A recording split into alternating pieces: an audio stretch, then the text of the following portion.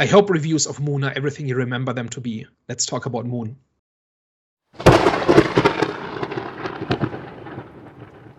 Hello, everyone. Welcome back to the Eye of the Storm podcast. Today, we're doing Have You Seen? And Daniel, do you want to let the people know what that is? So Have You Seen is our series in which we talk about a movie that some of us know well and others have just seen for the first time. This week, we're talking about Moon, the 2009 science fiction movie about a helium miner on the dark side of the moon who is the only crew member of a mining station on a 3-year mission, who begins to discover sinister secrets about his employer after he has a mining accident. All right, so Moon is one of those movies that I'm a big fan of, like old school science fiction. I like the stuff that actually has something to do with science. Like those are movies that tend to not be done very much anymore, right? Like occasionally something like The Martian comes along, but like science fiction movies that are informed by science and feel like made by somebody who knows a thing or two about science is pretty rare. And Moon is one of those little gems that I'm not entirely sure how well known it is, because it made no money at all when it came out. But it's like one of those things that gets frequently recommended, right? So had you heard of Moon before you saw this? And what's your takeaway? I definitely had not heard about this movie before watching it recently. My take on it, it's a weird one because I feel like I'm missing something. Like my experience of it was fine. It was kind of enjoyable to see how things were kind of unfolding in terms of, him discovering that he had a clone, that he was a clone himself, and after 3 years, something sort of happens to that clone, and then another person sort of replaces them. So it was quite interesting going through that particular journey, but I don't know, I just don't feel like I was completely gripped by it, or even like as strongly emotionally invested as I could have been in this. Things like The Martian. I do normally quite enjoy these type of movies where you've got this sort of a solo person stuck out somewhere in the middle of nowhere and they're trying to get back. This was one of them, and it just didn't connect with me the way that it probably should have, to be honest. So I'm a little bit mixed on it. I'm of the impression, okay, it was cool, it was fine, but I feel like there's like maybe some type of like deeper understanding of meaning to it, which I might be missing. We can drill into that and see what works about this movie or what didn't work for you. So I think the genius of this movie, as well as its limitations, come out in the rewatch. So if you rewatch this movie, you will pick up a whole bunch of things, especially in the beginning, that are really quite masterful, I think. We can get to that. But also, I think, like, as you rewatch it, I think also the kind of the cracks in the premise start showing a little bit. And I definitely want to get into that. So both what works about this and what doesn't. So what was it specifically, like, were you not able to connect with the character? Did you not find the plot convincing? Was the premise just not interesting? Like, what elicited the meh from you? So at first I thought it was moving quite slow as we were going through the story. It's a solo person on this ship out on Mars, not Mars, sorry, out on the moon. So it's a mining colony on the moon, yeah. It's a mining colony on the moon, and there isn't really much for him to interact with apart from this robot. So just kind of seeing him going about his day to day and just doing what he does, I wasn't gripped by it. What had me and what kept my interest was the whole idea of him being at the end of his time served and getting ready to go home. And as soon as they mentioned that, I said, he's not going home. There's clearly something going on. There's clearly some type of thing that's going to keep him here. And it was just the intrigue as to what that was going to be. But maybe like I'm trying to remember the start of it as well, because I feel like by the time you get to the middle part and sort of later into the movie, you kind of forget what happened at the start. Like you said, it probably comes out in rewatch as the story unfolds and as you realize that, okay, this person's a clone. This robot knows that this person's a clone as well, that he's been interacting with, that is programmed to look after him and have his best interests at heart. Maybe you start to pick up things on the rewatch at the start, which, make you appreciate it a little bit more. But I just wasn't gelling with it on first watch anyways. I just wasn't gelling with it. His character was okay. I didn't love him, I didn't hate him. I just thought it was okay. He was maybe not as commanding as Matt Damon was in The Martian. And I feel like Matt Damon benefited from having that communication to Earth and having that race against time of running out of resources. Or I can't remember exactly what the race against time was in that movie, but like I know he was scheduled to go home, but it felt like the stakes wasn't high either in this because you're not racing to something. There's If literally you a kind of get what I'm ticking saying. clock with the kill squad At one coming point, to kill all the clones. okay. At one point, yeah. At one point, and that's and again that's later in the movie. I think that's like 2/3 of the way in. But it's just like everything before that. I'm kind of waiting to connect, and I'm kind of waiting for things to get interesting. And of course, it definitely was interesting when you kind of find out that they were clones. But even how that unfolded, I was just a bit.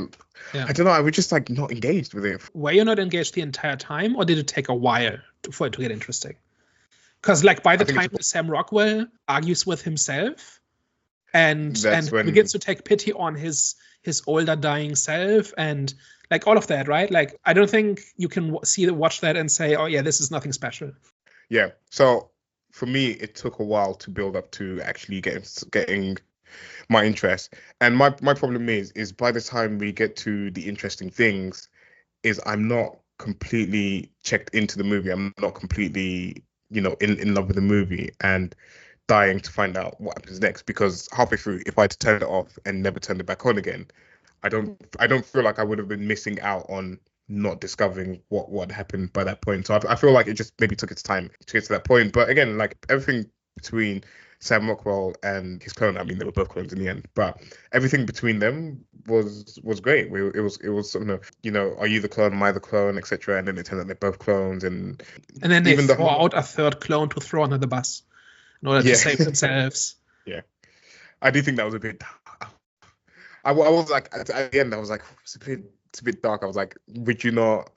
Because I think in the end, the one that's dying is the one that ends up in the ship that crashed. Then when the other Sam Rockwell is escaping, I was like, I know he knocks down the antennas, but I was like, would you not leave a note or something like that? I don't know. I was like, just leave him a note, give him a hint, because that continues the cycle. I know he has live access to connect with the outside world, but I was just like, oh. That's to knock out the jammers, right? So that I think it's implied that there are other clones in other mining facilities. And now with the jammers gone, they will see the truth as well. I'm not sure how clear that is, but certainly that's like the last thing. Like he's dying anyway, right? And this is the last thing he can do. And then the other thing is that the healthier clone makes it to Earth and testifies. I think in the voiceover they say that he's testifying to kind of blow the whistle on this company. So I think it does end in a resolution in a sense. Like it's not definitive, but at least like we're seeing that this is over, right? This is not continuing. He didn't just save himself. He's actually drawing attention to this and is actually ending the lie, basically, right? But to get back to like something you said earlier about how it's difficult to get into, I think there's two things that really make this more amazing on rewatch and harder on a first watch. And that is that Sam is supposed to be the everyman, right? He's just some guy. He's a space trucker, essentially. Like he's a construction worker, whatever analogy you want to make. He's not a hero in that sense, right? He's just some guy who took a dirty job and is expecting his payday, and it turns out that he's been lied to, right? That he's disposable, right? And the second thing is that we see first 15, 20 minutes, we see his daily routine, right? Which we have to see to establish a baseline in terms of what his life is supposed to be like and what he thinks. Like we have to see what he thinks his life is like or his world is like before we can show that it's a lie, right? But also, if you're rewatching this, it's peppered with foreshadowing. So, for example, this whole thing about the 3-year mission being almost over, right? You mentioned that earlier. That is something where that's a ticking clock in itself, right? That's signifying that something is about to change soon, right? Then he talks about, like, one of the first things he says is that he's got an upset stomach. He just wakes up and he's making breakfast, and Gertie asks him if he wants hot sauce, and he says, no, I've got an upset stomach. And that's the first sign that he's approaching, like he's beginning to break down, right? Because it only keeps getting worse and worse from there. But that's like the first sign that something is up, right? He's also coughing. He gets bruised very easily. And also when he gets messages from his wife, I don't know if you picked up on this, but she never ever says anything personal. It's all platitudes. I did pick up on that. Yeah, it's like those messages are interchangeable, right? She does not refer to anything he said in the last message. She doesn't answer any question. She doesn't ask him any questions. I think it's dressed up as just the kind of message, like especially after 3 years, if this was real, they would have been sending messages like this back and forth hundreds of times, and at some point they get stale, right? They become a chore. And I think on first watch it can seem like that, right? Yeah, no, for sure. And I think as well, she mentioned about being at someone else's house or something like that, or like some, so like I can't remember what she's mentioned, but it implied that they had some type of issue that needed resolving. I can't remember. There was something about staying, I think, with her mother or something like that. Yeah, something like that. Yeah. Yeah, I think that was just like manufactured drama, right? To make it seem real. Because like the entire thing is an act, right? Like she really is Sam Bell's wife. So like imagine how sick this is, right? Not only is he creating, like, did he donate his DNA to make clones to act as slave labor in perpetuity, but also his wife is pretending, is like they are uploading the fake memories, like their memories into the clones. Like the memories are real probably, but they are like from the real Sam Bell, right? And they upload those into the clones. And then she records dozens, if not hundreds, of fake messages to her husband just to string along these clones and keep up the illusion. Like that is beyond depraved. Yeah. I actually didn't think of it like that. I didn't think about her part that she played in it. They could have hired an actor. They didn't. Yeah. They just said, hey, by the way, part of the deal is your wife has to pretend to be married to these clones. Yeah. And for like a large part of it, while it was clear that they were both clones, I thought that the original had died and the company just needed him so much and like his memory that they needed to clone him. Not until the very end when he does the video recording with the daughter, and then you hear him in the background, and I said, damn, he's really, really sold out. Yeah. Well, it's like, it's hard to even, because he's sold out his clones, and it's like, how human are they really, and how real are they really? Yeah. I don't know. It just felt, whatever it is, it felt wrong. Technically, they're his brothers. Like on a biological level, like a clone is a twin brother, right, or a twin sibling. Technically, he has sold an infinite sequence of brothers into slavery, so he can have a nice life. He's not a hero. If he didn't know what was going on, then what did he think he was doing? So he must have known, right? No, for sure. This thing gets dark. If you think about it. It is actually, yeah. It's pretty morbid. Jesus. Damn. Yeah. And one more thing, and one more foreshadowing is the broken satellite. Right? There are these, even before it gets mentioned in dialogue, there are these background status panels that say that the satellite link is still down. And so it's initially sold as just, the corporate cheapskates are, not maintaining the infrastructure, and so he's cut off from Earth. But no, actually, it's part of the charade. It's part of the lie. So that's just scratching the surface. I just wrote down 5-6 things that are really like the most obvious. And if you watch it a second time, there's a lot going on in those first 20 minutes where you begin to like the foreshadowing happens immediately. And I think it's really tight in terms of how his world is constructed, in terms of how his routine is constructed, what he believes about the mission. All of those things are really engineered to create this illusion just to keep the guy motivated and to keep him doing his job. Right all the way down to, here's your rocket ship back to Earth, and really it's a gas chamber. Yeah. I mean, they sell it, including a really offboarding video as he climbs into the chamber. That when I saw that, I said, this is not necessary. Like, at this point, you've got him where you want him. Yeah. Did you really need that last extra bit before killing him? I was like, that was a bit twisted when I saw that message. Yeah. I think this is where the movie deserves its praise, because a lesser movie wouldn't have been as well thought out as about constructing all of those elements, all of those. They really thought about, okay, how do you sell this lie to a clone that's stuck in space for the rest of their life, or not for the rest of their life, for 3 years, and on this like endless repeat.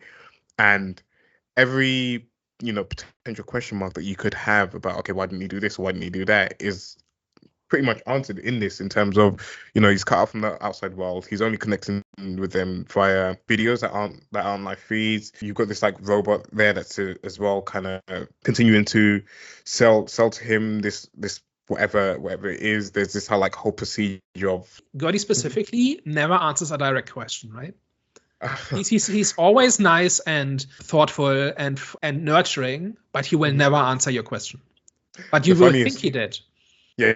No, the funniest is when you see the face change, when you can clearly see he's like extremely uncomfortable or something's troubling him, or he's been asked a difficult question, and just like the face changes, they were pretty funny. Is it beginning to make a little bit more sense why people like this movie so much? My question on this was going to be, just because it does a lot of good foreshadowing at the start and it's establishing the status quo or sort of what he believes in, does that excuse the movie for being still a little bit boring or mundane for a first-time viewer, as opposed to someone that's seen it before and has the knowledge of knowing where it leads to?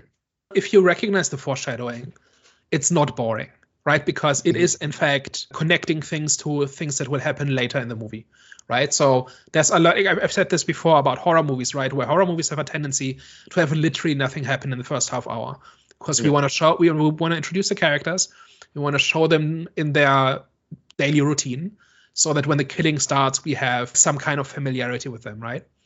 Mm-hmm. And I don't think this movie does that. It does relevant things from the first minute, and the entire thing is about like to some extent we see his like routine, right? We see him do the maintenance and fix some drill that's broken down or whatever it was, right?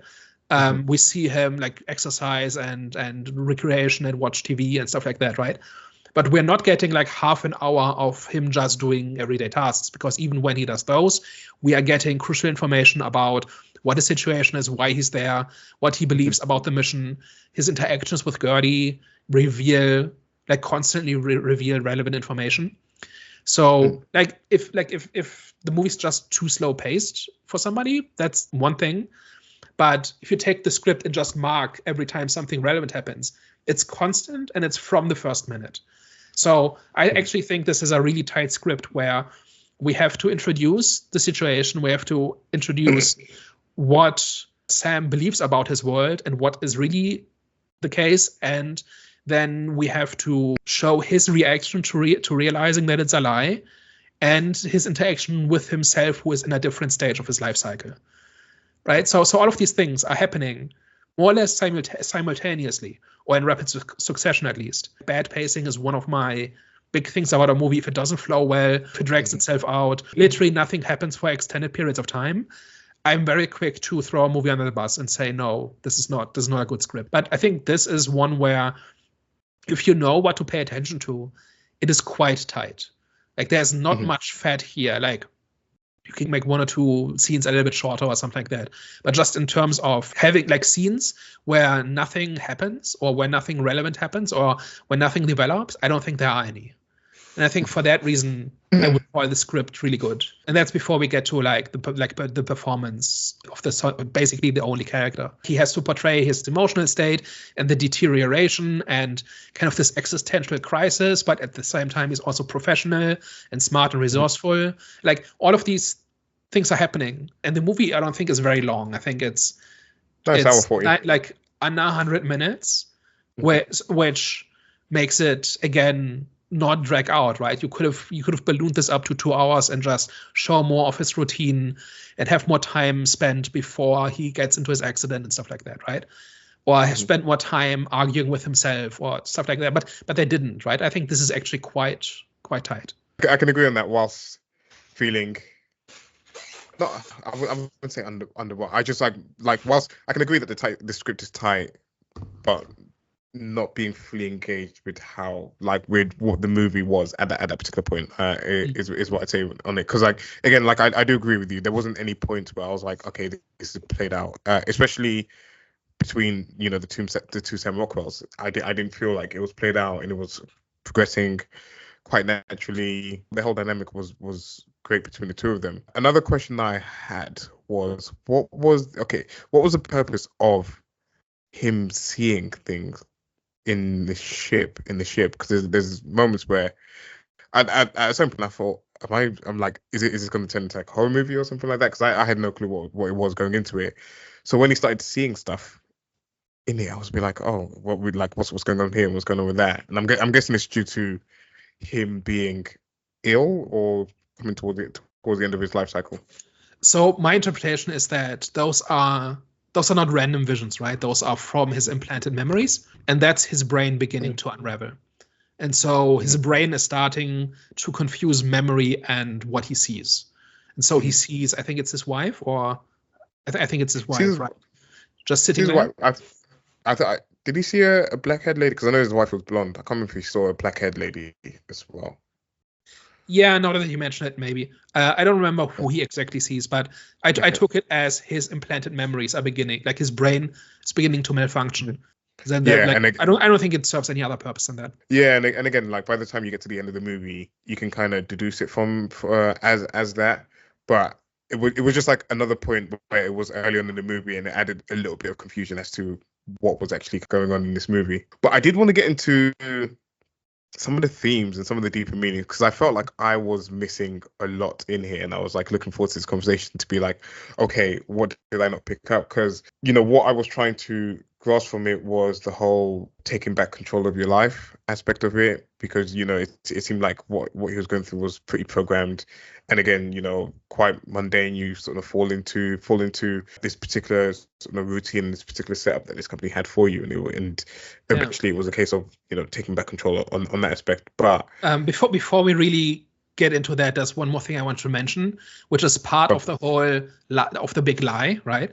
Mm-hmm. And that is that especially in the beginning, his entire reality is seeded with the idea of purpose, right? Mm-hmm. That he's working towards something and his life has meaning. So he's got a child, right? So he's got that to look forward to, and every sacrifice he makes for his wife and his child, mm-hmm. right? So having a small child is kind of like the ultimate investment into the future, right? Yeah. They didn't have to do this, right? Like they could have just said, hey, your wife's waiting for you on the other end. But no, he's got a child he's never met because she was pregnant when he left. And then he's got the plants. Like one of his jobs is maintaining the plants. That has got to do with nurturing something and building something and caring for something. So that's purpose. And then there's the model. At some point, a clone seems to have started this. But like there's this model of like I'm not sure exactly where the material comes from, but he's kind of carving these model houses, right? And it's turning and like every clone contributes a building or something like that, right? That doesn't seem to be designed, but they're also not stopping it, right? And he basically just thinks it was started by the last person who had this job, but it was actually the previous clone, right? That again has to do with building something. That has got to do with you're contributing a small piece to something bigger that has meaning. And so after you are gone, something will remain, right? It's not when you're not simply cranking a handle for 3 years and then you go, which is kind of the reality of a lot of jobs, right? His environment constantly reinforces this idea that he's building the future. Mm-hmm. Right. And I think that is deliberate, right? Like some psychologists, corporate psychologists sat down and said, okay, how can we make this guy motivated for 3 years without ever interacting with anybody? And they came up with like a list of a couple of different things. And even like the scripts of his interactions with his wife are designed to be forward looking. And that I think that does tie into the theme that we're about to get into, right? But I think that is something that's really deliberate about all of this. This is not simply a paycheck. Well, I mean, it is like he believes he took this job for a big paycheck and then he's probably set for life afterwards, right? That's what he believes. But also this idea that there's meaning in his work and that he is building a better future is constantly reinforced by his environment. And it helps to make sense as to why he would be the only person on the ship, because that's what I was like racking my brain with at the start, was like, why would anyone take up the role of being a sole person on this mining colony on Mars and not have any human interaction? Because I was like, surely that would turn you insane, that would turn you crazy. But I think, like you mentioned, there was just like enough there where he's working on stuff, he's like building. It's not just kind of riding the whatever vehicle it was to mine whatever he was mining, but there was also that element of building. Yeah, so okay, that makes sense. That makes it a little bit more understandable as to why you would be the only person on here. I mean, the premise makes zero sense, right? Like, just from a realistic standpoint, this just simply makes no sense. It is said that 70% of the world's energy comes from the helium-3 mining. And you're telling me that you can't simply pay a bunch of guys a big paycheck to run this mining station and it's worth it? The analogy would be something like an oil rig, where people earn absurd amounts of money in order to do a tough job for like 8 months out of the year or something like that, and they cannot go home during those 8 months, right? They live in this remote place in a small group, and it's hard work and so on, but they do it because it's a really good paycheck. This is kind of the same, right? Like, it's seemingly just a 3-day trip to Earth. It's not clear why they can't just send like 20 people. They are basically entrusting the energy security of billions of people to one guy, right? That's kind of the story. Yeah. And as much as I like science fiction writers have a really hard time coming up with premises that actually make sense, especially when it's like dystopian stuff. Half the time, the big lie is actually kind of unnecessary. Even if you have to pay this guy like $1 million a year, like that's more than several highly qualified surgeons would earn, right? It's still worth it, because that helium-3 is worth that much. And you can maintain a colony of 5 to 10 people, and they're there for a year or for a couple of years, and they rotate out, once a year or whatever. Like, there's no practical reason for why they have to lie like this. And I don't really believe that a cloning program is that much cheaper. Like, are you telling me on an entire planet you cannot find 10 guys to work for $1 million a year to live on the moon for a year to do mining work? They don't even do hard labor. It's just maintenance.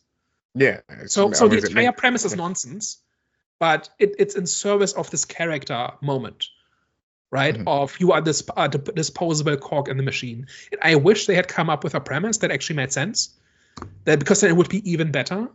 But given that, like, I think the impact of the movie comes from Sam's realization of what he actually is, and how to deal with that, right? And the hopelessness and the bleakness of that. That is what's compelling about this movie, I think. Like, the premise is whatever. Don't think about it too hard, which is a shame. I don't think it's impossible to come up with something that would tick that box too. That's just something you have to ignore. So we were talking about themes in this, right? And what the story is actually about, right? I think you were beginning to talk about that. Yeah, so I was saying about how I was trying to grasp and pull, the themes and what it was about. And one that I had was the whole taking back control of your life, because Sam Rockwell's character was stuck in this routine that was tailor-made for him by this company. Everything was laid out for him, kind of foreshadowed from the moment he woke up to the minute he dies. This is the path that you're pretty much on, and this is, the life you're going to live. And then it gets to a point where obviously the two clones are awake at the same time, and they figure out what's going on, and then they reclaim or try to reclaim their lives in this. So that was like one thing that was like, okay, cool. That's what I was able to sort of pick out from that. But it just felt like I was essentially I wasn't grasping some of the other themes that was in this movie. So one thing I picked up on was he's essentially a disposable cog in a machine, and he works himself to death in order to provide a better future for people who barely know he exists and barely acknowledge him as a person, right?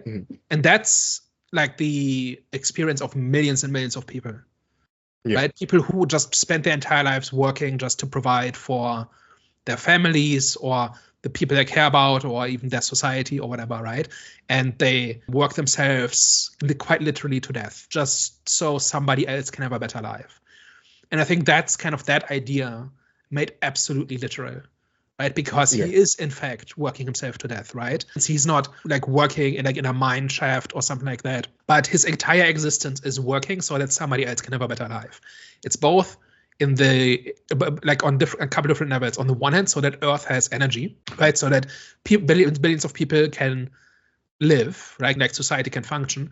But also he thinks he's doing this for his wife and his child, right? He thinks he's providing a better life for them, and that if he just sticks this out for 3 years, they will have a better life together. That's what he believes. And then it stings even more that actually his wife, both his original self and his wife are both just exploiting him. Like they have no intention of ever having a future with him, or even him having a future in the first place. So I think that is really in there, because that is something that has been kind of the norm for most people throughout most of human history, right? That you just you work for 40, 50 years and then you're dead. I was going to say that as well, because they always say, oh, just work hard now, and then in the future you'll be able to like reap the rewards of it or the benefits of it. And again, that's what his experience was. It was like these 3 years, and then he'll be able to have the benefit of going back to his family and going back to his his wife and kids. But literally, by the point that it was ready for him, it was time for him to go home, he literally died. There isn't like a scientific fact or like whatever, hard study on this, but I know people will have like many examples of people that like work themselves really hard for their entire life. It's like literally the moment that they stopped kind of doing what they were doing, it's just like, work has defined them their entire life, and when that's gone, they're not really retiring to anything, right? Because that's all they've ever known.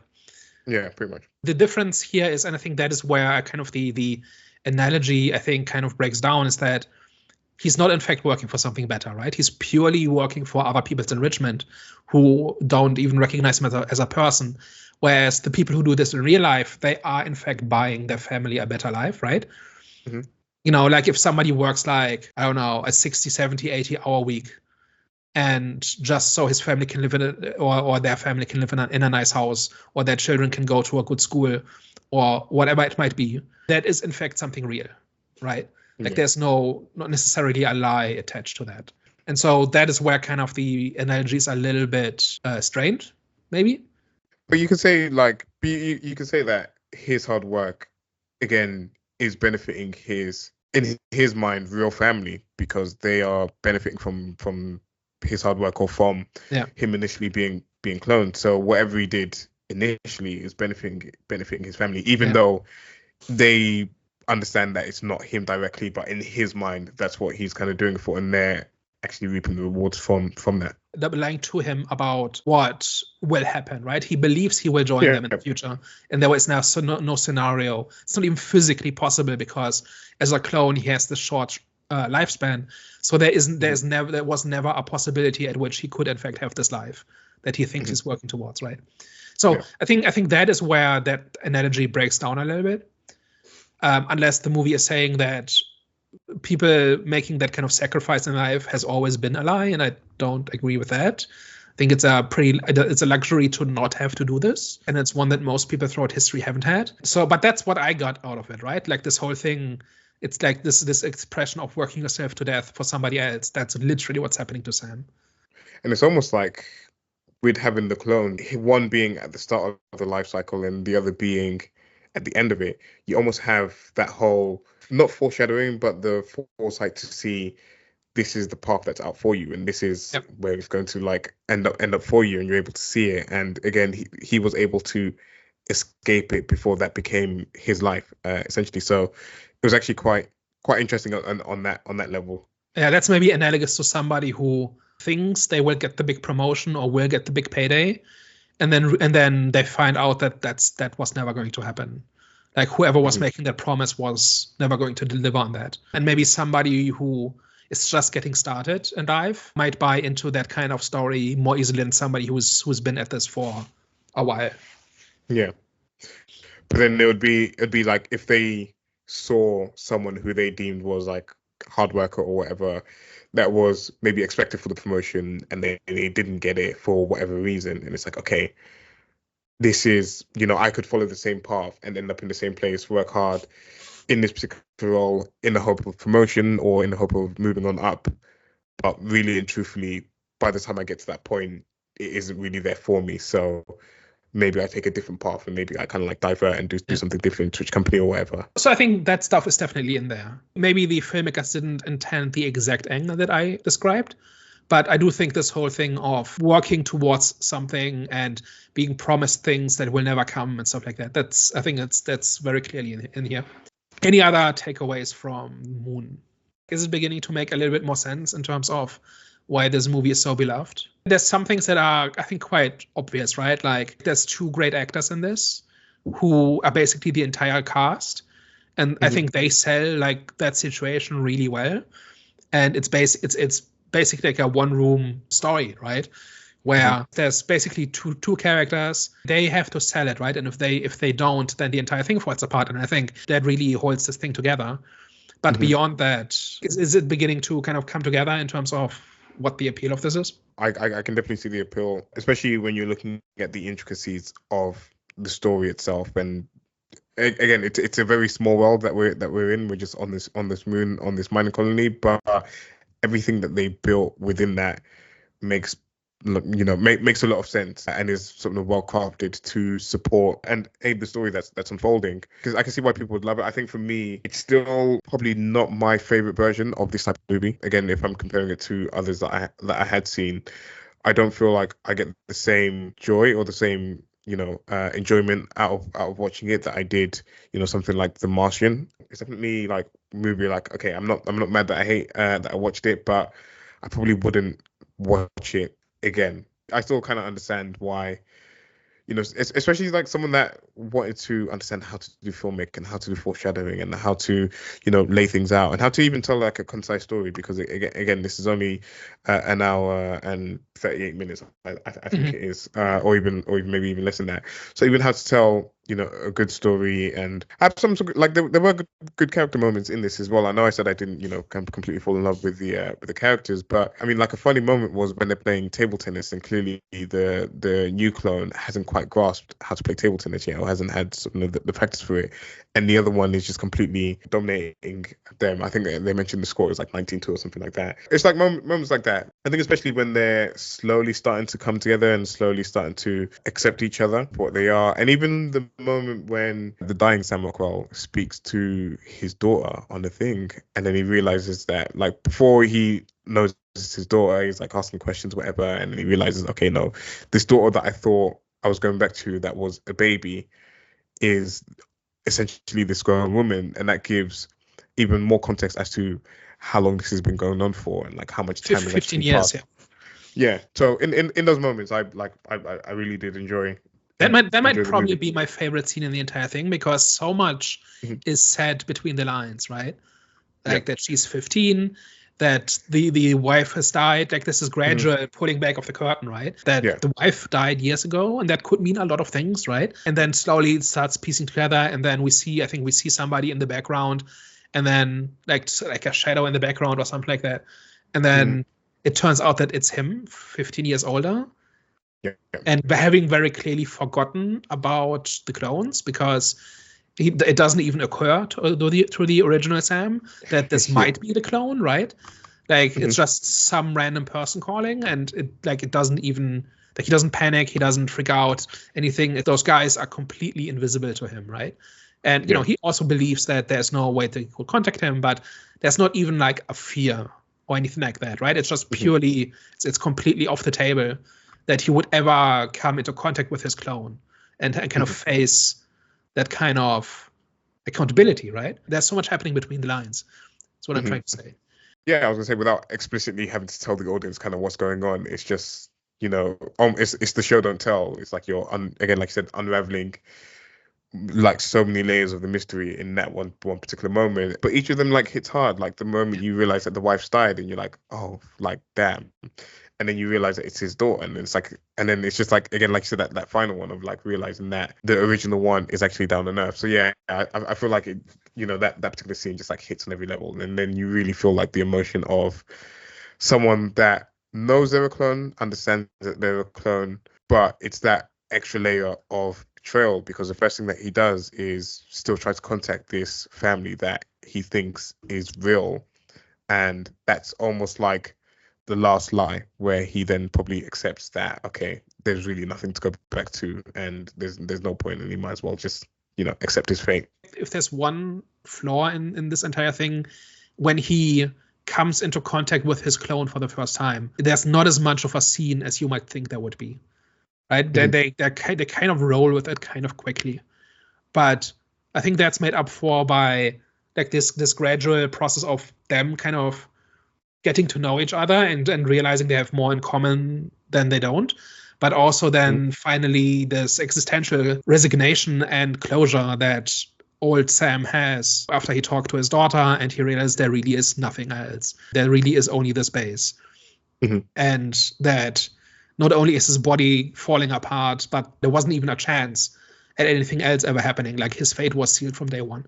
Like that realization happens mostly non-verbally, right? And like the actor has to sell it just purely through his demeanor, right, and his mannerisms. Like there isn't anybody to exposit to, really, right? Like a little bit. Like he does have conversations with his clone, but it's very limited, right? And I think that is the other thing that really kind of makes this really work, is that all of this stuff has to be communicated in a very limited way, right? With very limited characters and very limited opportunities. On that part alone, I think it's excellent. No, agreed. So I guess last thoughts on it. Again, I will agree. It's a well-crafted story, well-paced, well thought out. Maybe not 100% engaging for me. Anyways, it didn't completely sort of grasp me as I'd probably wanted it to, but it did definitely have, in its high moments, it was definitely high, but just unfortunately throughout most of the movie, it was not high enough to make me want to kind of revisit it or maybe have the experience that I probably wanted to have with this movie. So I guess with that, because I don't want to give it like a middling score, because I don't think it's a bad movie. Like even though I wasn't thoroughly into it, I don't think it's a bad movie. I think this has a whole bunch of different flaws, right? Like specifically the scenario, like if it does not hold up to any kind of scrutiny, but it's really like the performance, and it's the, like I've said before, get me on board with a character and their journey and I'll go anywhere with them. And Sam Bell is that character, right? He sells the situation that this character is in so well that like the scenario not making any sense does not matter anymore.